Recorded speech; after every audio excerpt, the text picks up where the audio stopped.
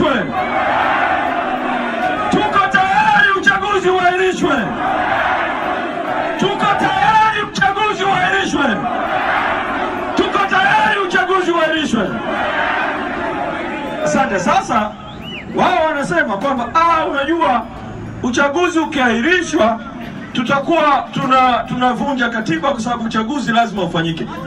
Nataka niwakumbushe, Tanzania ilipoingia kwenye mfumo wa vyama vingi mwanzoni, uchaguzi wa serikali za mitaa, vijiji na vitongoji ulikuwa unafanyika sambamba na uchaguzi wa udiwani.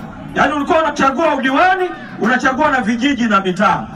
Baadaye serikali ikaamua kutenganisha uchaguzi wa vijiji na mitaa na uchaguzi wa udiwani. Madiwani Habari gani Mwanakeo TV? Kama ni mara yako ya kwanza, tafadhali subscribe na turn on notification. Karibu katika ulimwengu wa siasa. Jina langu ni D wa Keo TV. Chama cha Demokrasia na Maendeleo Chadema siku ya jana kilikuwa na mkutano wake pale jijini Dodoma, lakini mapokezi yalikuwa ni makubwa sana.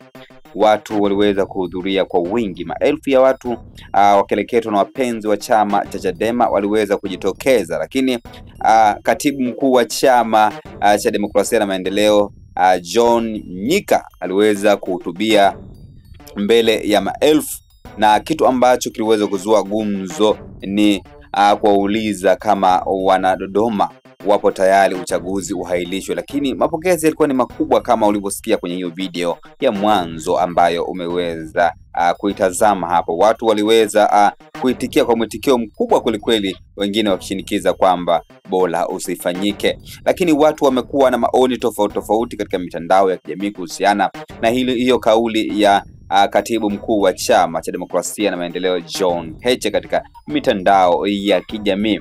Na ifahamike kwamba siku ya jana Chadema iliweza kukusanya tone ambayo ilikuwa ni zaidi ya milioni 2.7 milioni.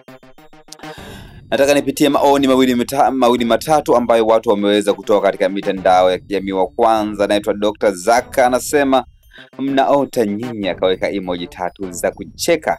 Lakini mwingine anaitwa Mbishi, anasema Dude I can't believe, akamtag Tundu Antipas Lissu is locked and is still shooting, akaweka hashtag no reform no election, lakini akaweka picha ya Tundu Antipas Lissu hapo.